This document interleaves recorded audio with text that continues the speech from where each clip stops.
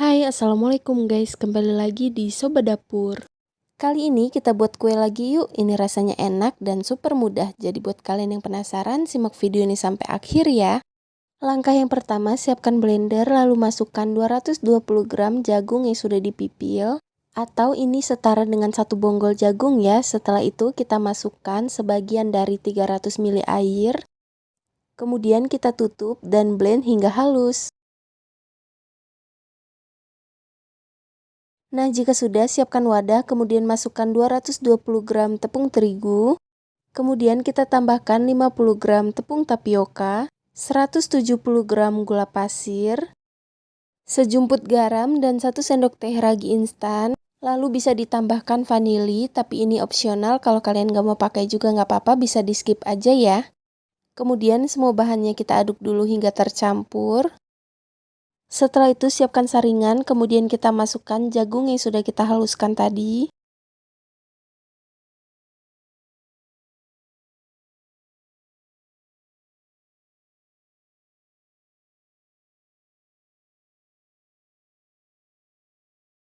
Setelah jagungnya sudah masuk, kemudian kita aduk.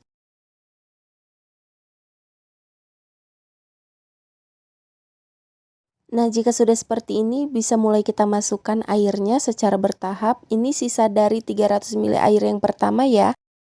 Aduk terus hingga semuanya tercampur dan tidak ada lagi yang menggumpal.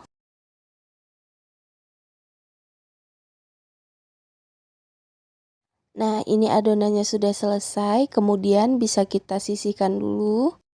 Lalu siapkan 2 wadah, kemudian adonan yang tadi kita bagi menjadi 2 bagian seperti ini. Jika sudah, untuk adonan yang pertama aku beri warna kuning, kemudian aduk hingga warnanya tercampur.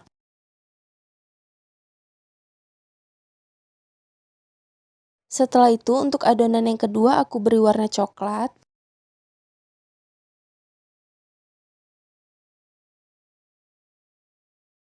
Nah, di sini karena warnanya masih kurang terang, aku tambah lagi sedikit pewarna coklatnya. Aduk lagi hingga warnanya tercampur seperti ini. Setelah itu, kedua adonan ini kita tutup.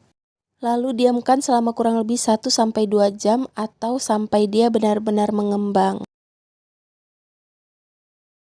Nah, setelah didiamkan beberapa saat, ini adonannya sudah mengembang. Kemudian adonannya bisa kita aduk sebentar untuk mengeluarkan gas di dalamnya.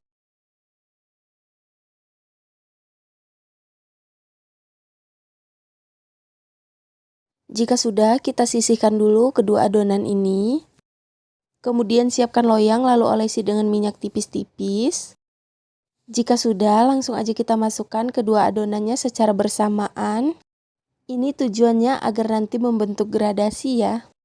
Setelah itu, langsung saja kita kukus.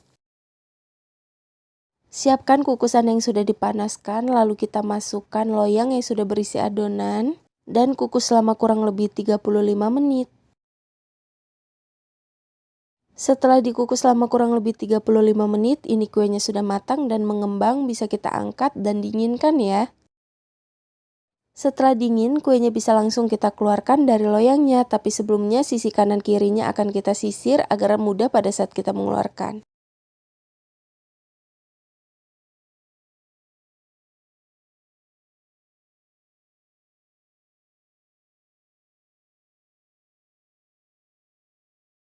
Nah, ini dia kuenya setelah dikeluarkan, bisa langsung kita potong-potong sesuai selera.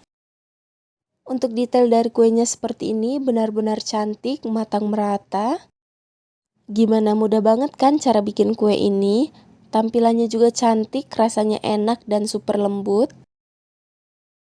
Cocok banget untuk dijadikan teman ngopi santai, jadi buat kalian yang penasaran gimana rasanya, cobain resep ini di rumah ya, semoga bermanfaat.